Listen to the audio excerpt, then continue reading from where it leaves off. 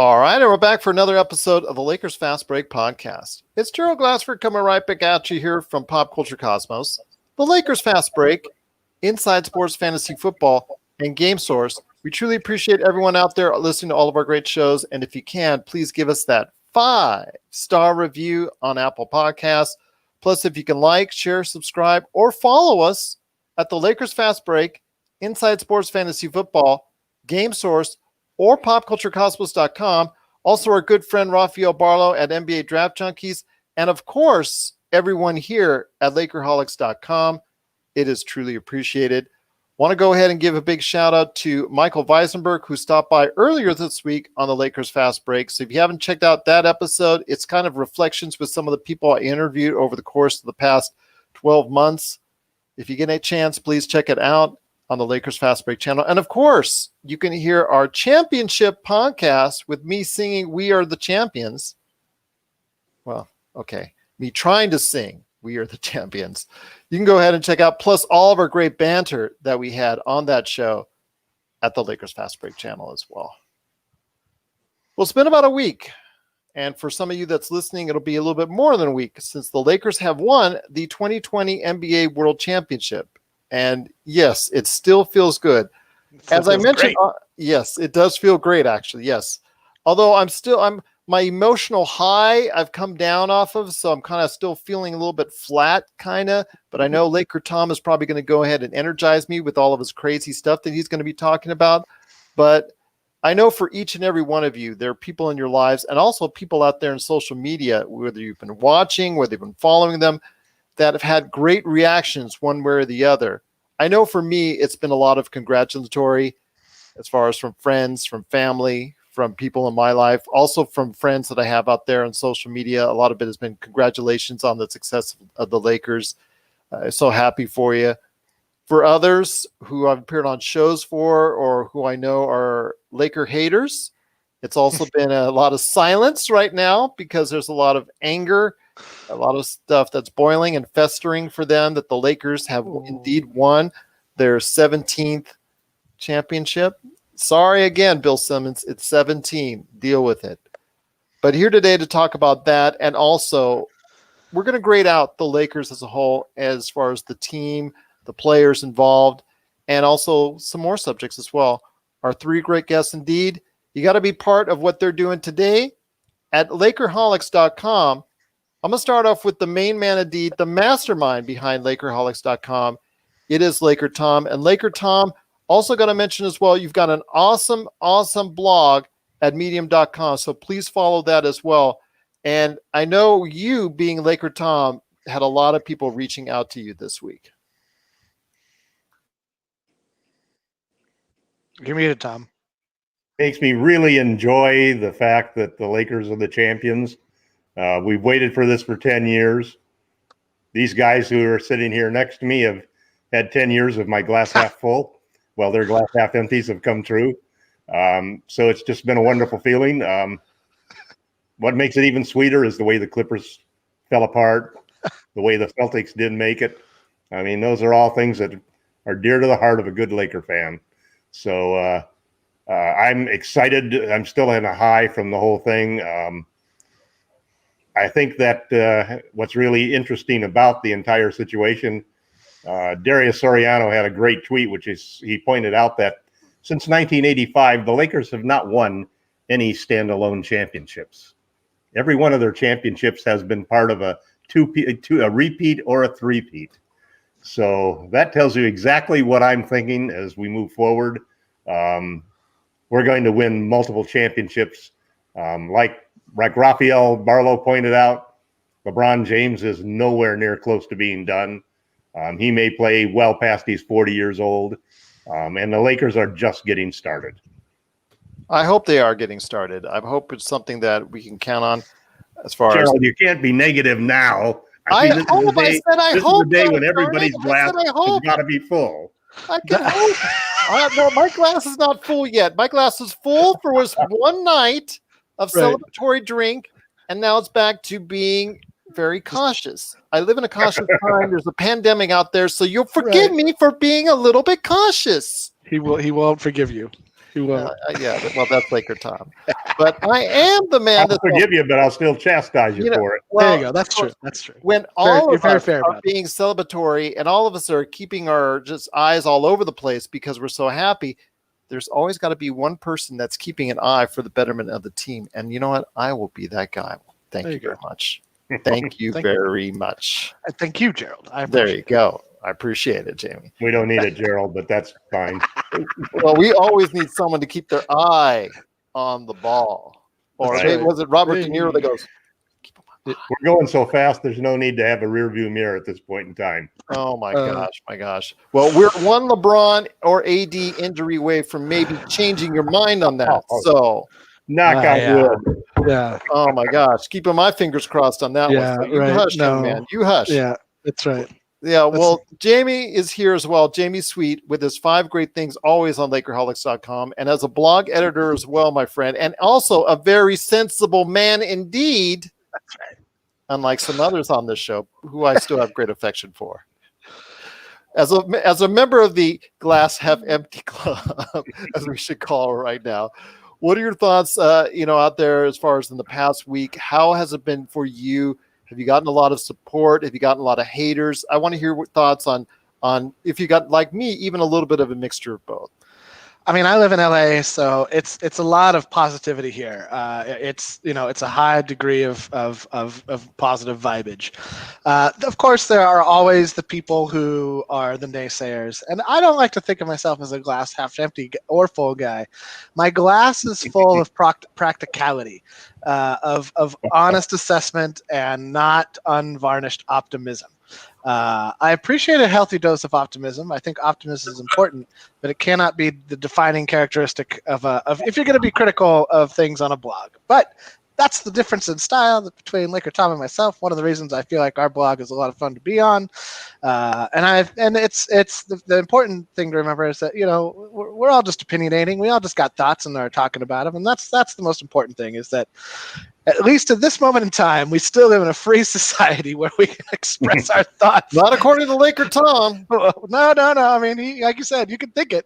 He'll just chastise you for it, which is fine. That he will. That's what I like to call good-natured ribbing. So, at any rate, I'm still riding a high wave. I definitely hit, as reality interceded itself with my Laker excitement, obviously you kind of get distracted. And then in the quiet moments, I found myself being like, oh my God, we did it. Like, we're champions. Like, this is ridiculous. Like, what happens next year when we can finally have fans and like they put the banner up on the wall and like Staples finally gets to go nuts. Like, all those players deserve a huge vocal fan support, and whatever audience is allowed to be inside the arena, whenever that happens in the future, if hopefully they don't cancel the CBA on account of a few measly BRI points, it's going to be interesting to see how there's a lot of, disparate details that need to come together before the season starts next season, or next year rather. But, I am still very excited. I'm still very hopeful that we'll get basketball starting, I don't know, hopefully no later than mid-late January. Well, it's now possibly even looking to MLK. They're already starting to push it back, which is smart. I think. I mean, I don't know. We can get into that later. Point being, I'm very excited, and there we go. Yeah, there you go. But also here today with us is a great man indeed, because he's had just a definite love for the Lakers, and in an area where he is surrounded by the former world champion Toronto Raptors and their fans. It's been a harder deal for him as a super Lakers fan indeed, but he is one of the great blog editors from Lakerholics.com. Be part of the conversation today at Lakerholics.com. And Sean Grice, a.k.a. Magic Man, I'm sure it's been a whirlwind of a week for you as well. Oh, it has been, Gerald. It's been a crazy week. Went into work on Monday beaming with a smile on my face and saw just a bunch of sad sacks who were just so disappointed that the trophy was leaving the country and going back home. Well, they will have the NBA title longer than anyone else. That's true. That's true. That is true. It happened during a pandemic. But they might be like Trump and refuse to give it up. No, they're Canadians. They're decent people. They're Canadians. Let's not equate Absolutely, yeah, I the agree. the Great White North only because of the They're very snow, good not sports. because of Very good sports. yeah. What's interesting, Gerald, is we were all talking together, and somebody had mentioned, in any other year, we would hate the Lakers' guts for winning the finals. But No, during they still hate the Lakers guts. Just go to No, Twitter and you'll find enough guts being here- hated out there for the Lakers, unfortunately. here's the caveat, though. Most fans would say this year is a little different. Kobe died, and it's hard to hate LeBron. I don't know about that, my friend. I think there's still a lot of vitriol out there against the Lakers and jealousy out there that the Lakers won. But go ahead. Sorry. Okay, Gerald, I'll tell you a little tale that somebody said. I have a friend named Dex. Dex is a huge Sixers fan. He also I'm sorry. Yeah, sorry to hear that. He also works with us. So it was him and a bunch of Raptors fans around, and he says, "You know something, man? I can't hate any player anymore like I did Kobe Bryant. That will never happen again." I said, "What do you mean, Dex?" He said, "Kobe put on the Mamba mentality every time he stepped onto the court. And if you weren't wearing purple and gold, he would want to eat your heart out." And Dex was saying, "I'll never hate a player like that again. Never. Not LeBron, not Giannis, not Zion, not anybody." So it's a little different with LeBron winning the title with the Lakers. Well, go ahead, Jamie. I think did you want to say something? I just agree with that completely. I think that there's a lot of extenuating circumstances to this season, not just the pandemic, not just Kobe, but so many different things. Like all of it taken together, I think that Twitter is like the petri dish. If you want to find vitriol, just go to Twitter. It's the petri dish of society, right? Like it's where all the cast-offs and the chafe and the blood and the offal end up in a big pile at the bottom of society, and then they get together. And it can be funny. No, and like it's funny when like it comes together in a way that like it can as a slow moving corporation like point at something and say that's funny or that's bad. Like those are cool moments. But in general, I find the Twitterverse to be highly annoying. I don't have a Twitter account. I glance at it from afar and go, okay, cool. It's about as close as I can get. I'm like, yeah, you guys go. I kind of tapped out at Facebook. I added Instagram when I had a child because I knew that there were relatives I had on Instagram that would kill me if they didn't see pictures of my kid playing in a park or whatever. So I was like, all right. And that's where it ends for me. Like I've even come close to being like, all right, Facebook, you and we had a good run, but I don't need to see any half of what I see on this. Like it just isn't positive or constructive. It's too easy to just blather out some nonsense and walk away, and it's like a weird kind of mind grenade that people toss, and it does, and often a lot of time, not always, as you say, there are some good things about it, and it's a great way for people to kind of keep in touch in a way that's like a little more on the surface than Facebook. But in the end, I find it to be a play. But I think that there's going to be so much to look back on from this season that will be a lot more of the league and the owners and the players and the people that make the NBA work coming together rather than fighting amongst each other. I mean, we've seen in lockouts past where it can get bad. And I think that there was a lot that showed how the spirit of like how when people really do work together towards a common goal and have like a specific and well-defined common goal in mind, we really can accomplish anything. And that's as big a win for me in this moment in history as the Lakers winning a championship. It does me a world of good to see humans able to accomplish something on this level this well. Bravo. And as something that Jay Williams said, I think was the day after the Lakers won, early in the morning, he indicated, and rightly so, that yes, the Los Angeles Lakers won the World Championship for the NBA, and Tampa Bay Lightning won the title for the NHL. But the biggest number is 0, right. in 0 positive cases in both bubbles. And I think that's the biggest win of all. And both leagues, not just Adam Silver for maybe coming up with the concept and then the NHL adapting it as well. Both leagues for the time, the money, because this can't be profitable ventures for either. This could have been anything that they really wanted to go ahead and say, you know what, we're really going to bank on this because we're going to make a ton of cash. And you're seeing it now with the numbers that are coming out for all sports, sports viewing, especially the NBA. NBA is getting roasted, but people are forgetting that baseball, football, hockey, NASCAR, all these sports are really down right now as far as the ratings are concerned, which should be a concern to everyone out there as far as viewing habits. Maybe it's streaming, maybe it's other things that are coming into play, maybe it's a concern, which is a concern because more people are home and available to watch TV than ever before. So that's something these sports leagues have to address going forward, each and every one of them. But I think overall, like I say, it was a success. And obviously we will say that a little bit jaded because it was our Lakers winning the world title. But still, I think for both leagues, they can say undoubtedly, as we're seeing more cases in the NFL, we've seen plenty of cases in baseball. We've seen plenty of cases, certainly in college football, that they were able to go ahead and provide a plan that nobody was sure about going into it. And I've got tons of podcasts already that people can listen to see and hear our thoughts on that. But it sure paid off and paid off well. So you can add the WNBA to the success pile. Exactly. Although some of the rooms for the WNBA, God bless those girls, because they just did not get the best of treatment, I think, from the league itself. I think they should have been put in a better they should have been put on the same campus as the NBA. I think that would probably have been the best thing for them. I think that they could have created more space and would have made it just as a great experience for them. I saw the horror stories early on, but you're right. No cases for them as well. So they should be commended as far as them to a certain extent, but I think they should have been given equal status at the NBA. If you're going to go ahead on this type of venture, you got to go all out for all these leagues. They got the Motel 6 treatment. Yeah. I mean, you can see some of the horror stories there, but they did come out of it safely.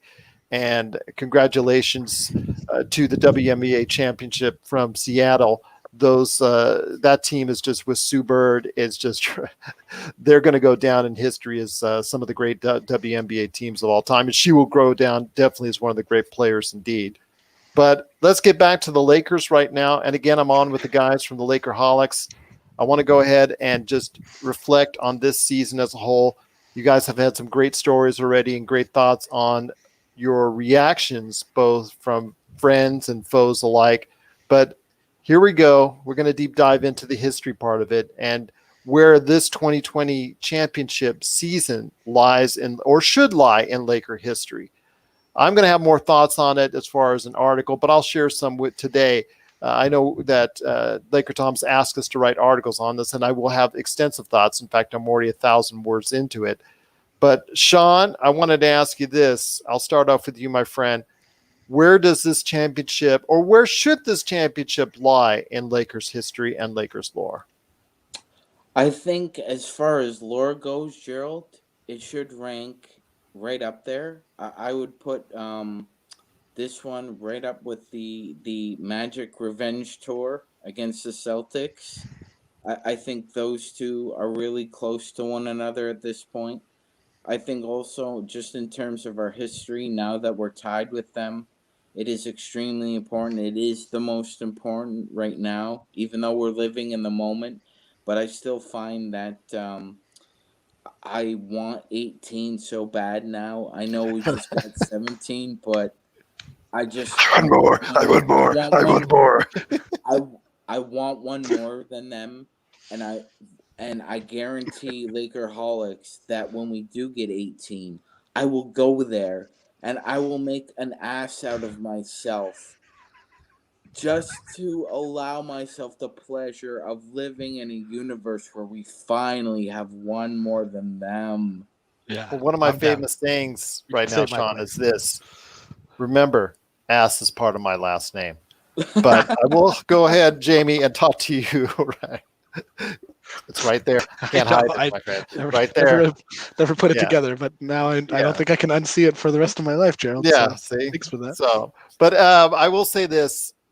Jamie, I know you've had some thoughts as far as where this sits in Lakers lore, but I want to go ahead and talk to you about just where this sits. Because for me, and Sean, I understand the Magic Revenge Tour is awesome, and getting that off of our backs is just so great. You know, it was so great at the time for the franchise as a whole.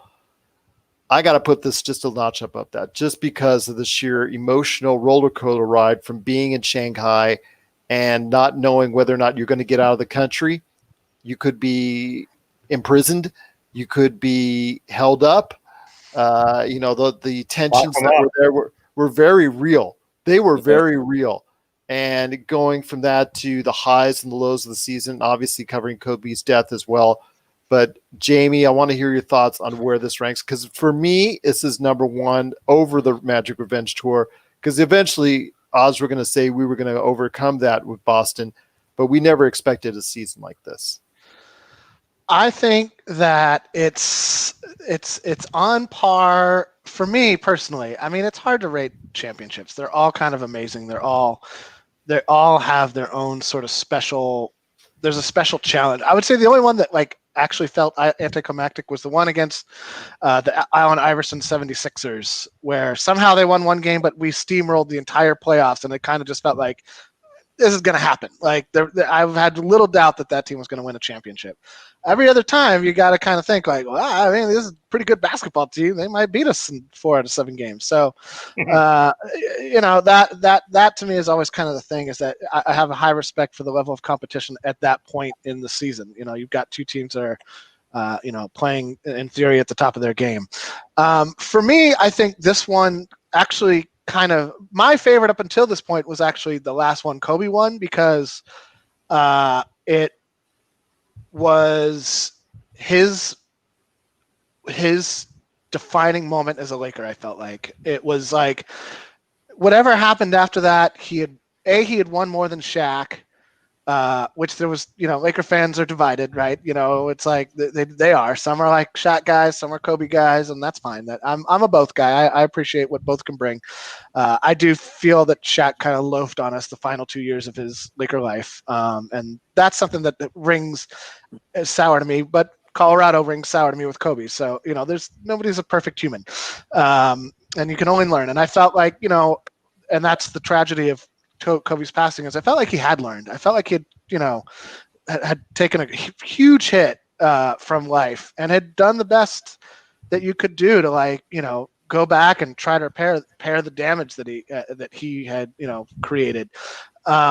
So when he won against Boston, it was really just one of those that team had Kobe and Powell and not a whole lot after that. There wasn't a lot of star power on that team outside of Kobe and Powell. It was Kobe, Powell, and Phil were the 3 biggest names on that Laker squad. So that team and this team kind of compare similar to me in that, after LeBron and AD, you got a pretty big talent drop off for the next best player on the team. It's any number of 4 guys on any given night. So, and those Laker teams in the 80s were pretty stacked. You had 4 future Hall of Famers starting. You had a potential Hall of Famer, at any, when McAdoo was on the team. And I'm not talking about the best team. No, I understand. Where this championship stacks up. It ties for me the Kobe's against Boston. Ring number 5 for Kobe. We beat Boston in the modern era, which hadn't happened in forever. The last time had been back in the 80s. So it was, those, and I will say that there is still a part of me that kind of wishes it had been Lakers Boston this year, because there's just nothing like it. It's like, and I know they play in the same division, but Yankees, Red Sox, it's just one of those things where you're like, this is it's hard to recreate. I mean, we're going off of memories now. I mean, for me, if Boston had made that finals, it just wouldn't have the same, because you're not having, Mikhail clotheslining Rambis. You're not having those dirty right. moments. You're not even having the intensity of what we saw in the mid 2000s. Agreed. This is something totally different. And while they'll try to bring it in, it's just not going to have that automatic same, unless something happened that would have caused that. And I'm not sure in that bubble format the way it was, and now that everything's regulated and there's no hand checking and there's no the only way you can really go ahead and spout off on people is on Twitter and all that. It's just, it's harder to have that type of massive feud. I'm not going to say it's impossible, but it's just harder. Plus also the fact that we're so much older now, and there's a whole new generation of basketball fans that never even knew what that Boston LA series was like. Well, that's what I would like to reintroduce to planet Earth is that level of like, I mean, it's arguable that like doesn't exist like in the same way anyway. And maybe that's one of the things that Twitter and social media has helped create, right? Is like more connectivity and less divisiveness over regional location, at least in sport. Obviously, if you look at the Electoral College, there's certainly an element of regional division. It's just one of those things. There will always be a small part of me every championship that's like, it would have been like 2% better if we had beat Boston. Like, not a lot better. I'm not saying it would have been a lot better. For me, it's satisfying because, again, I lived through it. You lived through it. Right. Tom lived through it. Right. But to someone that's like, for instance, my daughter, who I had you got to let the glass get full. It's not going to get full. Sorry. It is full of practicality. Yes. It was full of enjoyment for one night, and there we go. Right. But again, someone who experienced, for me, this is also probably maybe a little bit more jaded on my part. Why this was so special is because I got to enjoy this with my oldest daughter, who is now a huge Lakers fan. Right. And for that, something I could have never imagined. That's awesome. Even in the 2010, she was only 5 years old, so she couldn't really fathom anything that was going on. At that point in time. Right yeah, exactly. So, I mean, if your daughter is 10 years older and this happens 10 years from now, you're probably going to feel the same way that I do. But Laker Tom, I want to know before we hit the half hour, if you can go ahead and touch on your thoughts on this. I mean, where does this rank, you think? You are a fan since the early 70s, from what I'm about. I've seen 11 championships. So there you go. Every one of them in Los Angeles. So there you go. So I'm going to ask you, I'm still alert enough that I can remember them all. We'll maybe that's kind of, I don't know, touch and go there. But I'm kidding. He's going to get me back later on, folks. No, listen. I think beyond a doubt that there's a lot of factors that you have to take in, and I think it's like everybody else has been saying. This was such an unprecedented situation that we faced. This was, I felt that the entire Lakers championship was like a shining light, just like a beacon out to the rest of the world that hey, things can work. You may not be able to keep the White House safe from coronavirus, but the damn NBA can keep themselves safe from it. The Clippers may not have been able to, and the Bucks may not have been able to have the wherewithal and the mental tenacity to survive the bubble, but the Lakers could do it. Well, remember the Lakers at one point in time. 10 years since we won a championship, but I want to say this. Remember, the Lakers at one point in time said they wanted to vacate when both the Lakers and Clippers at one point in time I got that in a second. Well, I'm not going to say I believe it. I'm just telling you what was said in the reporting that was done. That's basic posturing. Oh, I'm sure it was, but I'm just telling you specifically that reporting of all. You and I both know it's just posturing. Right. But go ahead, Sean, real quick. I'm going to get back to Laker time, but go ahead, Sean, real quick. Yeah, no, Gerald, I was just going to just piggyback of what Tom was saying there. The two teams that were most prepared for the bubble concept pre-bubble wound up in the finals. Whether or not people want to admit it or not, the Heat were prepared for that kind of environment, and so were the Lakers. They both executed their game plans. They made it to the finals. I thought it was a pretty good finals for I thought it would. I was worried it might go 7.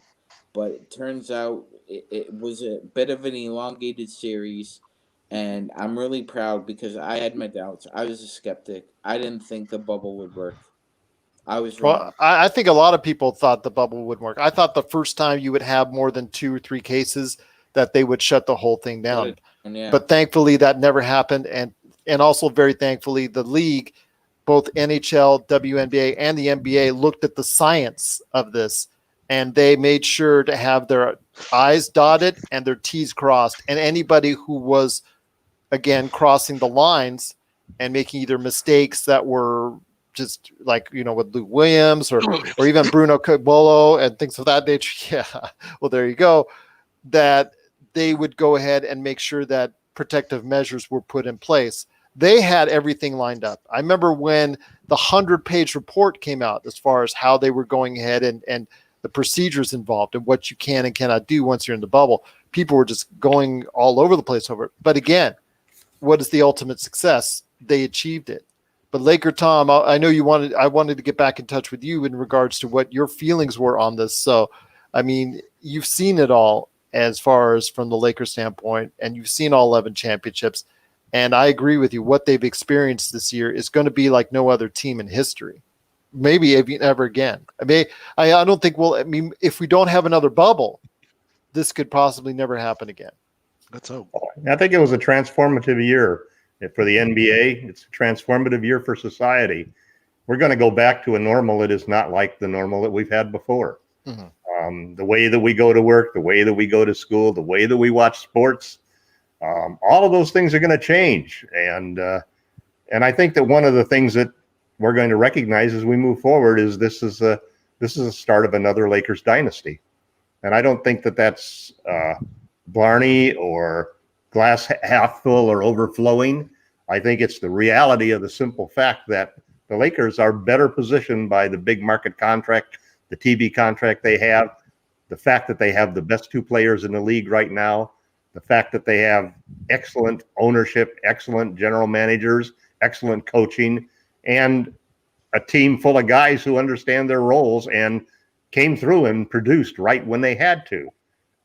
There's a lot to be said for the guys who say, I want to run it back, because this group of guys was a dominant. They didn't just win this easily. This was next to the series, next to the time when we went 16-1. This was the next best effort ever seen in an NBA Finals. And forget the Clippers and forget the Bucks not making it. The Heat gave them everything they could handle, and they could only win 2 games. Well, this isn't about who's best in the regular season. This is going to be remembered as one of the greatest championships in the history. It won't have an asterisk next to it. It'll have a gold star next to it. I agree with you 100% on that. This isn't about who was the best during the regular season. This is about who is the best during that 4 to 6 week run in the playoffs. And you know what? The Lakers and the Heat were. And that's why they were in the NBA Finals.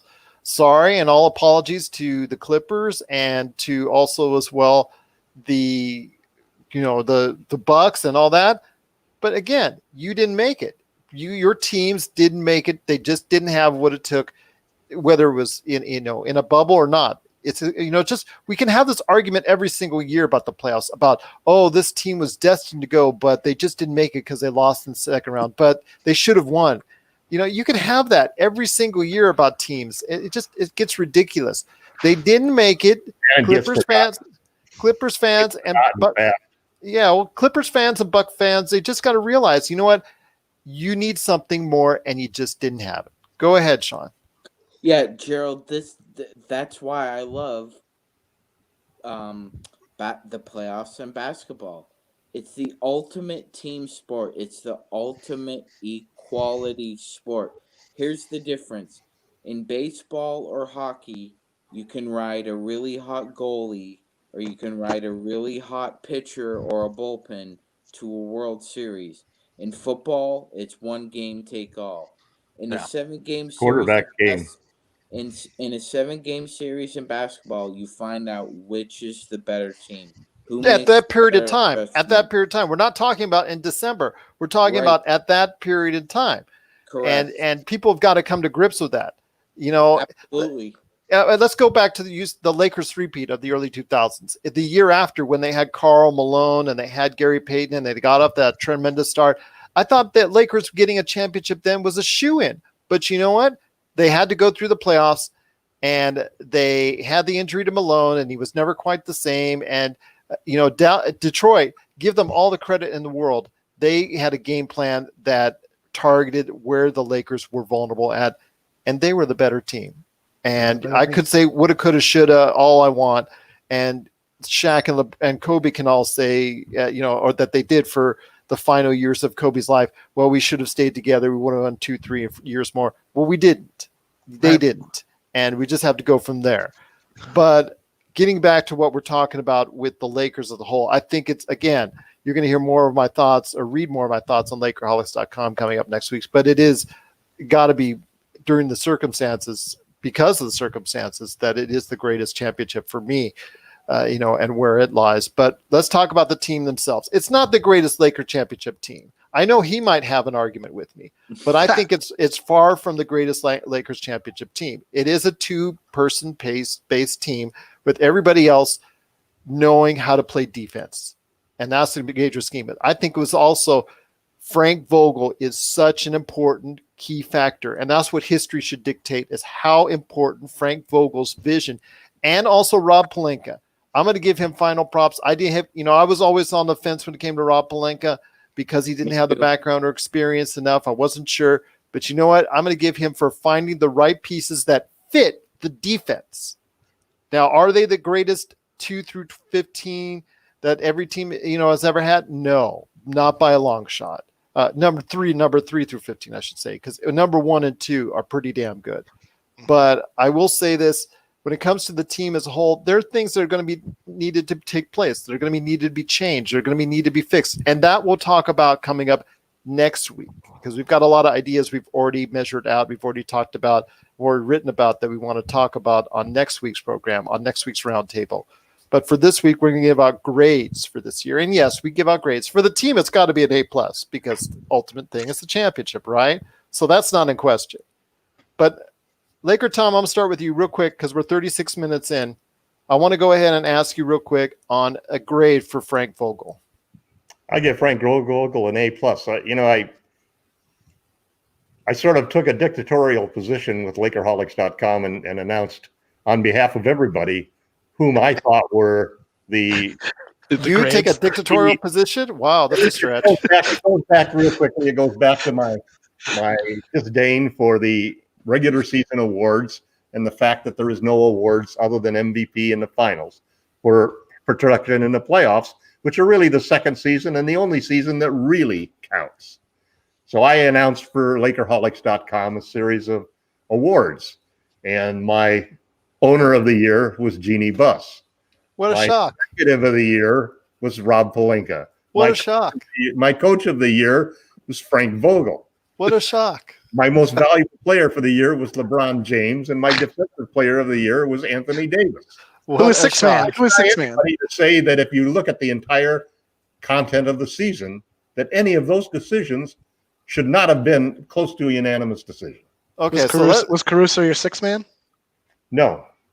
Oh, there you go. Okay, a surprise there. All right. Well, getting back real quickly, like I said, because we have 23 minutes left and we got other topics to cover. Frank Vogel for you was an A+. Jamie, yep. Frank Vogel for you? I would say Frank Vogel A+, Rob Pelinka A-, Jeannie Buss A+. Okay, so we're going to go into the teams as far as the players here in a second. What are Sean's grades?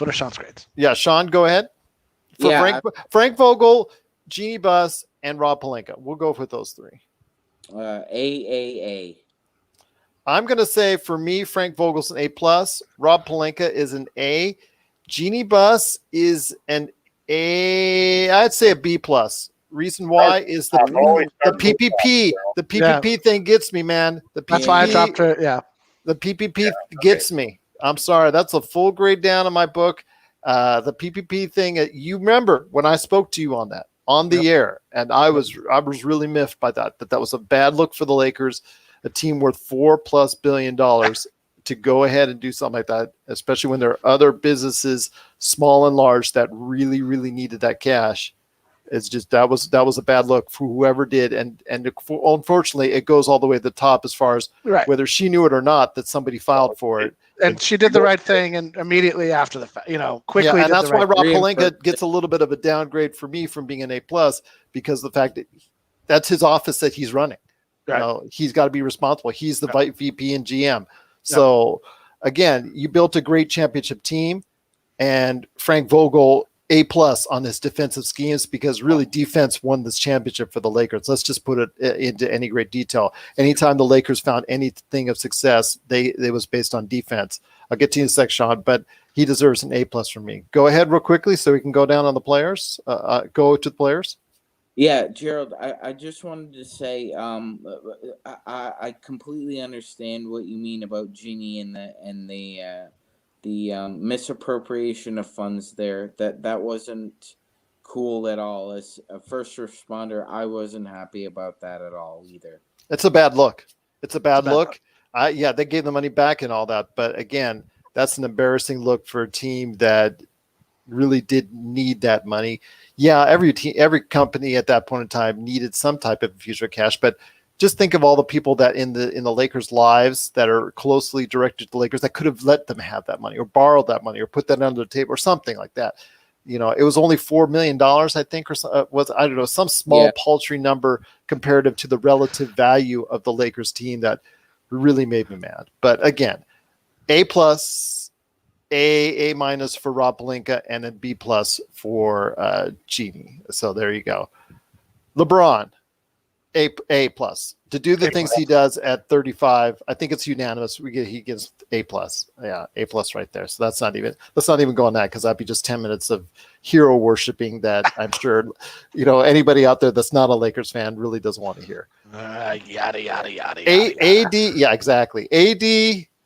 He gets an A+ too. I'm going to give him an A+ because he was everything that oh my gosh, he was everything that we expected and more. He needs to learn how to handle it better, and he still has those games where he doesn't get really aggressive. Yeah, agreed. Okay, so you guys give him an A, I give him an A+. Same level as LeBron. I'm sorry. I see him. I saw him grow a notch. I saw him move up a notch.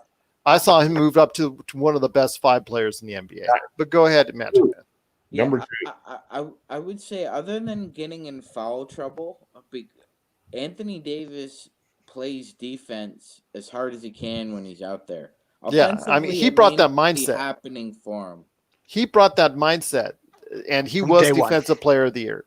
And he should have won it. But go ahead, Magic Man, real quick, Ray. AD A+. There you go. See, 2 A+. We're right on that, guys. So, no, I'm kidding. I'm kidding on that.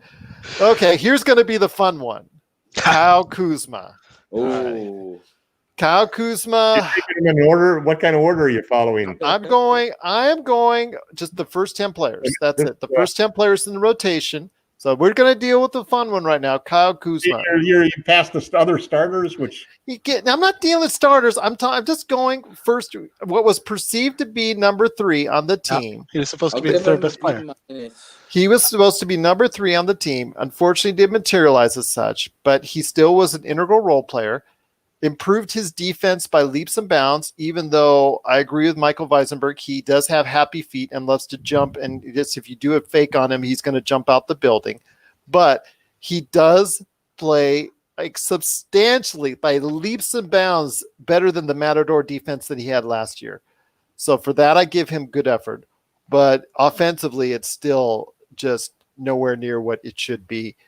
Nowhere near where he wants it, nowhere near he perceives it to be, because he perceives himself to be at this level, and unfortunately, it's not at that level. So right now, I'd give him a C. I'd give him a C. Oh, brutal! That's a brutal grade. Because his offense took a definite step back. But go ahead, Laker Tom. I think he's a solid B. His playmaking, his defense, his decision making, and his team attitude were totally in tune. He was all team attitude. Talk to his trainer. Went off on his own. He really deserves a great deal of credit for the performances that he put in and the effort he put in. He was an energy guy. He was one of the best cutters that we had on the team, and he probably was the best defender that we had against a lot of the smaller guards. I actually think that the guy could make it as a shooting guard for the Lakers, but he's not going to get that chance. He's going to be traded. I don't think he has that bond with LeBron. I think that trainer deal back in December, I really think that stuck with LeBron. I saw the interactions between those two. and it's Kuzma wanting all the attention from LeBron, and LeBron's just like, just. I think you're reading too much into body language. Well, we'll see next year when he's on another team. If he's on another team, ask Rio about body language. Yeah. Okay. Well, Magic Man, I want to hear your thoughts on a quick grade for Kyle Kuzma. I'm pretty much with you, Gerald. I think he's a marginal B-, C+ guy. Offensively, here's the thing with Kuzma. He does pretty much everything, either good to well, but he doesn't separate himself by doing one or two or three things particularly well in a way that could separate himself as a third guy. So he's a hodgepodge of this and that. And like you said, the defense did get better, but I just feel he's just that marginal, just kind of skimming by, just a C+. Well, again, he's a first round draft pick, so we got to put that in perspective. He has more than met those requirements that what many other and part of the individuals championship team. You got to remember that too. Yeah. Yes, I remember. So he still gets a C from me because of what the promise and with the things that he could do and did do in the first 2 years. He didn't contribute as much as he did. Again, C. Jamie, what do you have for a grade, real quick? I agree with Laker Tom on this one. I give him a solid B, and for the following reasons. One, I have, like everything else, not only are this is his first playoffs. His first NBA Finals, his first time for being under this, trying to meet this level of expectations. Scoring 20 points a game next to Lonzo Ball and Julius Randle. That doesn't hold as much weight for me because who else is going to score? Like Lonzo Ball couldn't throw it in the ocean that year. I don't remember. I think D'Angelo Russell played a year with Kuzma, maybe not. I can't remember. I just feel like based on what I think he wanted his season to look like and how he expected himself to perform all year long based on like what he talked about coming into the season before his foot, and don't forget he played through that foot injury coming back for a good, really sapped a big chunk of his early season. But he was talking a big game during he was. And according to Popovich, according to Popovich, he was playing great before for Team USA. So I would like to see, which I'm not 100% sure I'll get a chance to see, Kyle Kuzma play okay, hold on a second. Sorry, my daughter has a request. So I give him a B because I think he found a level of expectation that he could meet, and he went out and did it. And I think Laker Tom's point about him being like a team first guy, despite him probably feeling like he personally underperformed, is a real boon, both for him going forward and the Lakers. I mean, I think he probably learned more than any Laker about himself this season in terms of coming back from a serious injury, rising to the occasion in an environment that nobody had ever been in, and he'd never been in the playoffs. And you're doing it for the most spotlighted franchise in sport history. It's like Yankees Lakers every year, right? Like which team is like more beloved by planet Earth? They're Yankees, Lakers, Yankees. So in that regard, I really think he found a way to contribute. A lot of guys could have pulled the I'm not scoring the 20 points a game. I'm not sure if that. I mean that seemed to be his health related. Waiters to me is a huge. It's the same thing in the seeding games, right? Everybody saw how Dion like balling hard in the seeding games, and you were like, this guy's going to be like a 15, 20-minute player in the playoffs. I don't think he saw anything but garbage time, and then he started having migraines. It's defense, man. Well, that's the thing, right? I wasn't going to put him in the game because he didn't trust him. And that's the adjustment that Kuzma made, is that he embraced that level of that aspect of and our got team. that trust. Okay, right. So you guys give him a B, Magic Man a little bit lower. I'm a little bit lower than that. I'll be nice, C+. There you go. I'm grading on a curve now. All right, let's run through these real quick. Less than 30 seconds on your synopsis, guys, because like I said, I want to finish within the hour. Let's go with Caruso, the Magic Man. I'm going to give him an A-. Just got to improve that outside shooting. His defense was spectacular. Became a a playmaker that was satisfactory. I mean, he could do enough for you as far as that, filled in that role, at least for the first couple of weeks of the playoffs. So that was very helpful. But the things he brings as far as the intangibles are concerned are just truly something that you cannot replace on your team. He is the type of glue guy that you need on your championship. And to have him go that, I'm going to go ahead and give him an A-. Magic Man? I will give Alex Caruso a solid B. He was There you great. go. There were 8 players in the bubble playoffs who had 20 or more steals. Alex Caruso was the only player off the bench who did that. I would say this. I don't recall Alex Caruso receiving a single vote for 6th man of the year. Yet he proved to be more valuable for the Lakers than Montrezl Harrell was for the Clippers. Or Lou Williams. Or Lou Williams. There you go. Well, there's a great. Jamie, go ahead. I give Caruso. I'm a huge Caruso fan. I've loved him since the G League. I watched him play in the G League and thought this guy might actually see some time on the Lakers at some point in his career, and he far eclipsed that for me. So I would have to agree with the A- grade for Caruso for the reasons listed, but also tip of the cap to the Lakers development system. For finding guys like Caruso, nurturing their talent, getting them through the G League, getting them to the big club, and having those guys make an impact. That's exactly what I believe the NBA envision the G League kind of being. Like, you're not going to find the next LeBron in the G League, but you're going to find the next Alex Caruso.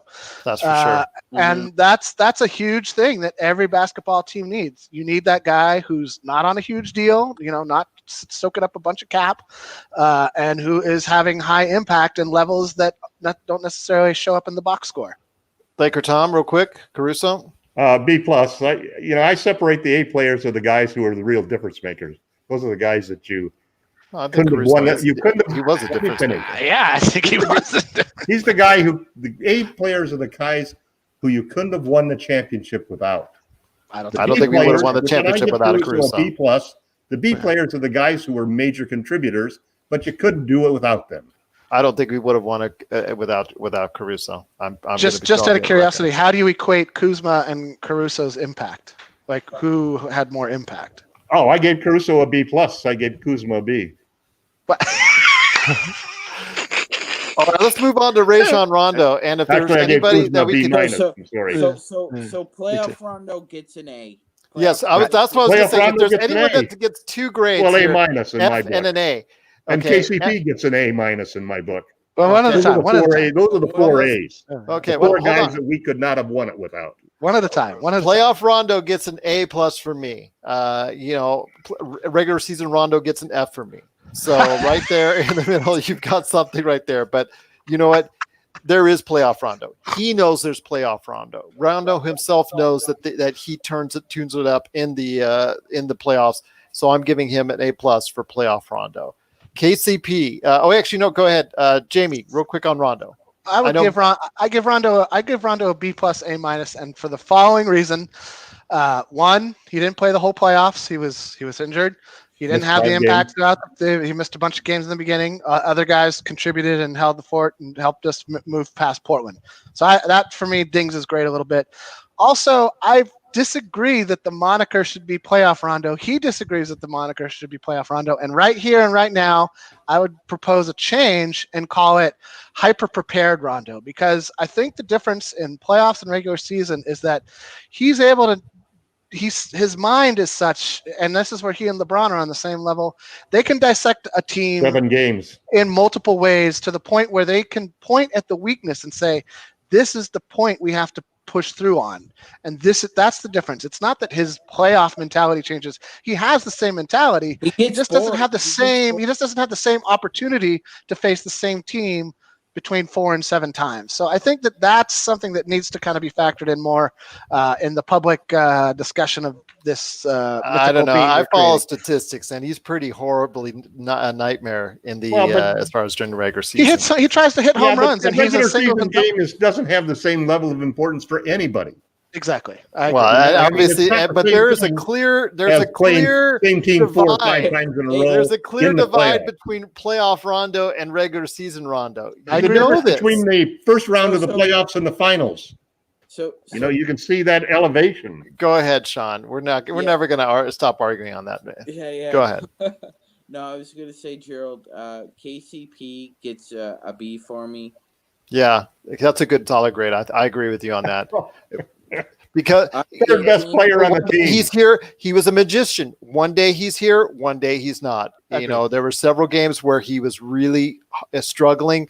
He plays hard defense, but again, when it came down to it, and the Lakers needed him the most, they were rewarded with great KCP performances. So I said, I'm going to give him a B. I'm going to give it a B. Go ahead. I just think everybody after KCP, like KCP, Rondo, Caruso, they upped their game from the regular season to the I agree. Plus AD and LeBron, so we had 5 guys going. But remember, KCP had some really bad games too in the playoffs. You got to remember that as well. Everybody's going to have bad games in the playoffs. But I think everybody after that. Well, Danny Green's case, he had a lot of bad games. Yes. But we're going to get to him in a second. Yeah. No. I was just going to say everybody after that gets a C for me. Everybody. Okay. So everybody else gets a C for you. Okay. Maybe JaVale might be another issue. But Danny Green. I don't know how you say it. Maybe D for Danny Green. I think C- for me. C-. Only because of his defense. His defense was real. His defense was consistent. But he was the 3rd highest paid player on the team. And you just need more. I didn't know we were doing this on production per dollar. Well, if we were, then I'm just saying Danny Green, the player, the Danny Green, the player, he's on a 2-way deal. Was a D. He was on Everybody was a C for Magic Man. You heard Jamie. Led the team in net rating, 3rd in plus minus for the whole series. Whenever he's on the floor, good things happen, and it's because he did a lot of right things. I screamed at him all season long. But when you look at the numbers and you look at the trust that his teammates have in him, and you look at the various things that he did, giving him a C is an insult. I gave him a D, so there you go. I insulted him even more. That's almost as bad as saying that you want to take away Kuzma's ring. I didn't say I was going to take it. I'm not saying to take away his ring. I'm not saying to take away his ring. That's really too much for a guy. If you look at the JaVale stats, didn't play at all. What I would say, when he's on the floor, we win games. Well, you know what? I'm sorry. That's my thoughts. That's my feelings. So I'm entitled to them. I would argue that when LeBron's on the floor, what grade would you games. give Danny Green? So what grade would you give Danny Green? I give him a minus. I give him a C-. I give him a D. The same grade as Kuzma. I give KCP B plus A-. I gave KCP an A-. I gave KCP a B. So there you go. We all thought he did well enough. There was some really, again, we got to go ahead because we got to shut down real quick. Well, you must have some Fs for Waiters and JR and Cook and Dudley. I have like NCs and not complete. Yeah, exactly. Get out of it, huh? Did not complete the assignment. The whole That's why they're not on my list. Did not turn in homework. Well, I'm not, like I said, last 3 right now. They did their jobs, man. Let's go with Markieff first. Markieff, I'm going to give a B- to, because the fact that he didn't get to play as much at certain spots. I tell you what, he performed somewhat well, played somewhat good defense, although he was a target when he was on the floor because they wanted to shoot at him. But he played very good. He played good for what he would expect. For a guy that they picked up off the waiver wire. One of the best defensive ratings on the team for the whole playoff. But again, you got to admit, he was a target a lot for the other team to go at. And, Miami found going against AD and LeBron. That's why he becomes a target. That's why he becomes a target. That's why I'm just telling you. Like I said, I'm very happy with the production that he gave us. He shot as well as anybody that the Lakers had out there. He led the team in 3-point shooting. Shot as well. That's leading the team in 3-point shooting. Look at your stats. And what percentage would that be, my 42.3%. Like I said, that's pretty darn good. But still, No shit. again, it's for a guy that's coming off the waiver wire. I'll take that any way I can get it. So go ahead. You're going to give him an A too. He's a solid B+ and probably the most important player for the team to bring back this next to Anthony Davis. Okay. I disagree with that, but I would say go ahead, Jamie. I'm gonna keep a B, solid B. There you go, Magic Man. Yeah, I other than the 3-point shooting, I'd give Keith, a B-. His There you go. See, shooting was fantastic. okay. Thank you for helping me grade this out. Instrumental in taking the Rockets down. Dwight Howard. Who's the most important 5 players? Everybody, each one of you. Let's finish the grades. Dwight Howard. Dwight Howard. There you go. Let's go with Dwight Howard because we're already an hour in and we're going to lose people right at an hour and 3 minutes. But go ahead. Dwight Howard. B-. B. I would say B-, right there for you. Depends, depending on which Dwight Howard was able to play. He got played right off the court on some occasions. Well, Against Denver, he was extremely valuable. So you never sure which Dwight Howard you were going to get. But you never got a guy that, and this goes out to a bunch of guys. You never got a player who was like going behind the team's back to the media saying like, "Oh, if only I had played," or anything like that. Nothing from. It was such a departure. I remember when Glenn Rice was on the team and his wife was like, Glenn's got to play more. And it was like, there was nothing like that from this team. That nobody had a moment where it was like, but what about me? That's why nobody gets less than a C on this team. Let's not. Okay. Okay, then. Grade how he wants to grade. Let's finish this off. Magic Man, real quick on D. Howard. Yeah, I'd give him a C. Okay. Laker Tom, last but not least, JaVale McGee. I want to hear this from you first. C+. Wait, what did you say? C+? Yeah, I give him a C+. But I thought you said no one gets less than the B. Less than a C. Oh, less than the C? Okay. You don't win a championship, and like Jamie says, contribute to the team even if you didn't play. I would say a C-. I would say a C- for me personally. C- or D because of the fact he couldn't contribute once the playoffs hit. But go ahead, Jamie. Yeah, but he won a lot of games for us in the regular season. That's two different things. I would say, for grading just the playoffs, then overall, JaVale's impact is huge. Mainly for the psychic bonus it provides Anthony Davis, knowing that should a center not named Anthony Davis be needed, one could play, two could play, really, including Dwight. So I think that in and of itself is a bonus. I would say C+ for JaVale, A, for being the best cheerleader on the squad. He had some great moments on the sidelines, and he again good videos. Honestly, there is something to be said about not sapping the energy of the team, especially in an environment like the bubble, where you got to imagine Lue going to the strip club, hit Kawhi and Paul George in a way that was come on, man, we're trying to win something here, we're trying to be serious about this. Why are you going to the? Why are you kicking it at the club, bro?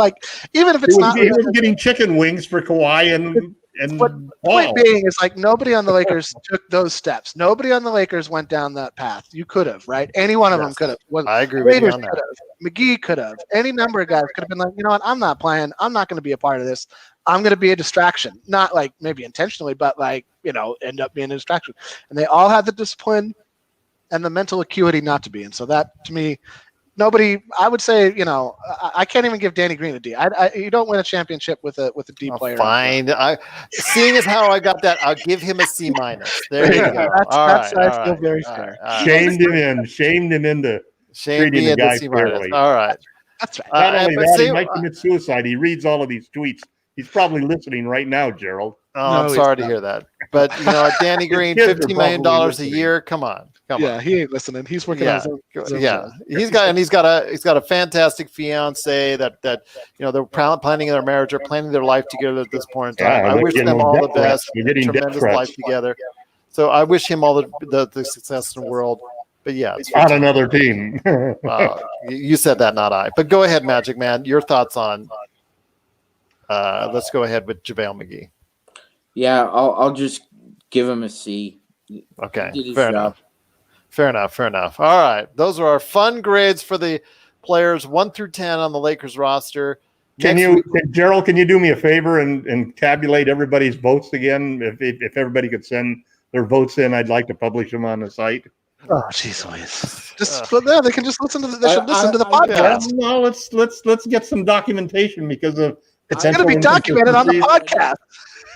I posted my. I want them to listen to the podcast. It helps my ratings. Right. But go ahead. If you're afraid to turn in your numbers, you can go to. I'm afraid to turn in my number. I'm on Facebook Live for crying out loud. I just shared it to 20 groups. I'm not working for free twice. That's what I'm saying. Go ahead. You wanted to say something. Go ahead.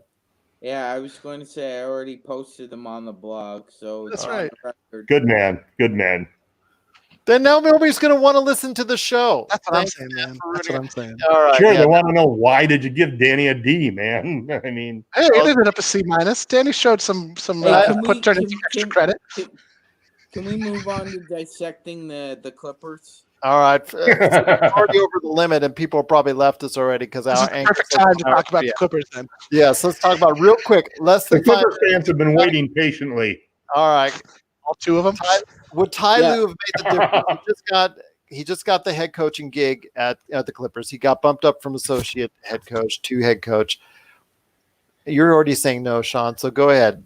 No, he would not have made the difference for them getting into that Game 7, winning, or maybe getting into the Western Conference Finals again to lose against the Lakers.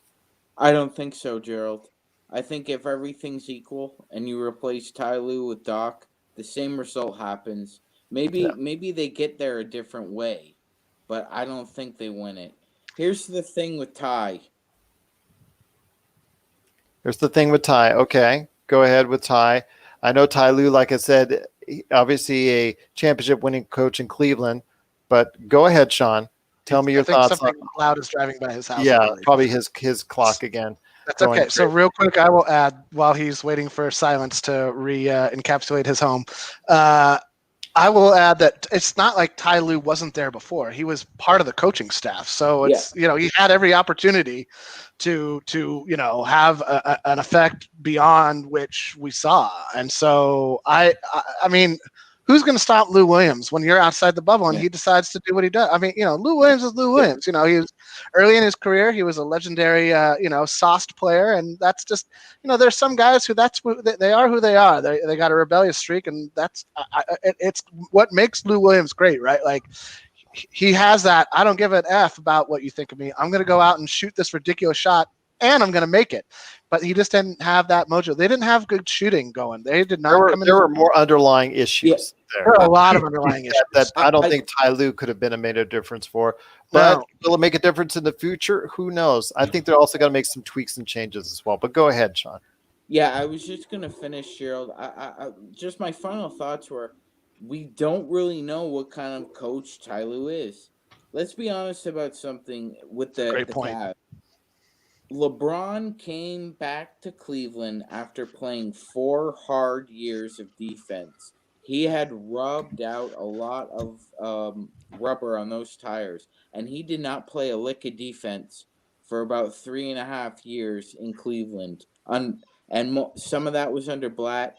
Most of it was under Ty Lue, and I don't know what kind of coach Ty Lue is at this point. I really don't. Well, we're going to hopefully find out here in the next coming year or so with the Los Angeles Clippers, and we'll see where that lies. Yeah, don't get started on David Blatt, because that could be an all-day podcast. But Laker Tom, real quick before we hit up Daryl Morey on the way out. I have to wonder whether Ty Lue, Jason kidded Doc Rivers, because he was on that staff and he could see all of the problems that are going on there. And I think it's kind of funny that they didn't immediately give him the job. I think a lot of the other coaches who were looking at that job kind of shied away from it because of the way that team imploded. All of this stuff about Kawhi, getting the extra treatment, and all of this living in San Diego, being late for every practice and so forth. There's no leadership in that team. I mean, it's like Raphael and I said during the earlier podcast, Lou Williams wouldn't have gone to Magic City if LeBron James was on that team. Alex There's Caruso no didn't way go to about his that. sister's wedding. And the other thing that really strikes me as going to be hilarious is I'm going to love watching him on the Clippers bench, knowing that he turned down the Lakers job every time we kick their asses here. There you go. Couldn't have said that. See that now of all the things you've said on this broadcast, I think that is by far and away the best. And the most honest. And the most honest. And the most intelligent. There you go. Well, He's got to be looking when he's so. Well, I you mean, know, just imagine the next championship parade when we walk through them on Yes. the way to it. I think They're you going got to be the sweetest of all of them. You're going to have to say the same thing about Kawhi Leonard. That's going to go by Staples Center. That's for sure. Okay, before we head on out, Daryl Morey, he's leaving Houston. He gave his resignation. Maybe he did enough damage to the league or whatnot, whatever you want to say. But you know, whether or not I agree or don't agree with the comments that he's placed that got this whole thing underway, because you really don't want to say at this time and get a whole country mad at you. So I want to hear your thoughts on his tenure. Do you think it was a success? I think for a small market team to reach the level of success over the years and to be at the point where they were just 23 or 26 3-point misses away from getting into a NBA finals where who knows, they could have won. I think it was a success for him over the course of the years. I think he brought a new way of thinking analytically that is needed and that was needed. And part of the Lakers' success in the playoffs, going 5 out, going small ball, has to be attributed to the way he designed and was an architect for his team. Sean, do you concur, or what are your thoughts on Daryl Morey's, as you know, his tenure as Houston Rockets GM? Yeah, I completely agree with you, Gerald. 100%. You hit the nail on the head. I mean, 8 straight years in the playoffs. I remember when the trade for Harden went down, and that was a shock to the NBA universe just days before training camp. And I thought that at that time, it was an ascension of one team and the descent of another, because I don't think Kevin Durant ever got over the fact that they traded James Harden, but not Russell Westbrook. Laker Tom? Laker Tom? I've always admired Daryl Morey. I think he's one of the best general managers in the NBA. And it's so hard to win a championship, and especially when you've got teams like Golden State on top of you, or like the Lakers were on top of teams in the West, or the Celtics on top of teams in the East. There were some great Portland teams that just could never make it. And the same thing was true of the Houston teams. And I think more than anything else, it goes to the superstars. Harden's inability to really perform when the chips are down is something that you couldn't have counted on. I mean, he's so great during the regular year, but he wears out, or something happens when he gets into the big stage that he just can't come through with it. So I think Morey's going to have his pick of jobs that he wants. A lot of people would like him. There was a point in time when I was hoping that the Lakers would go after him. But I think he's a great general manager, and his tenure with the Rockets was a huge success, and they'll have a hard time replicating that. Go ahead, Sean, real quick. Yeah, real quick. I just wanted to say a lot of the great minds that were in the Houston Rockets front office are gone. Some have moved on to Minnesota. Others have moved on to other places. The new regime is on their own. This reminds me of forced resignation through guerrilla tampering by Tillman Fertitta. Fertitta's a disaster, man. There he is in the New York Times begging Donald Trump to help him out. Yeah. And he calls Chris Paul's contract the worst he's ever seen in business or sports. That's a real insult to Chris. Chris is a hard worker.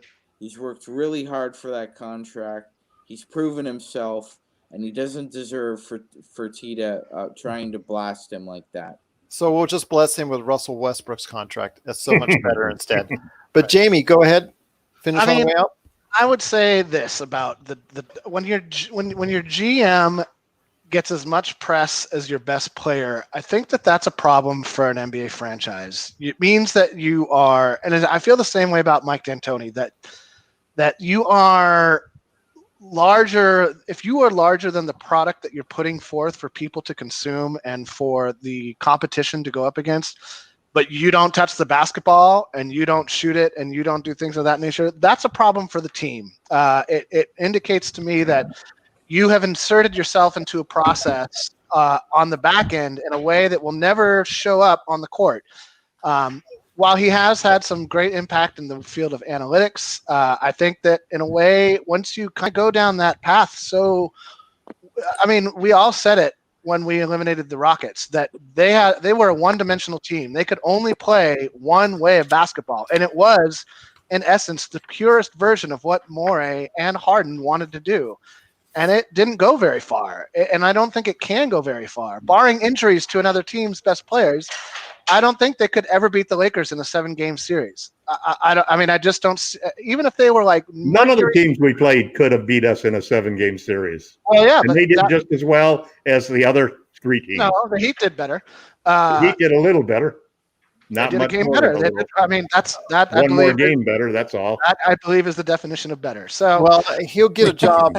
When he wants I don't know what you want. Like, I think that the problem you have with Morey and with D'Antoni is that they just don't value the old school centers that you value. They don't like the traditional. No, they don't value defense. They don't value defense. They ignore an entire half of the basketball court. That's not true at all. That defense that they put together with that small ball team was one of the best defenses in the league. That is a fallacy, because they did not put that defense together. The assistant coach, who isn't there anymore, put the defense together, and that is well documented, dude. So we are way over our time, guys. Yeah. Go ahead, Sean. You're raising your hand. Yeah.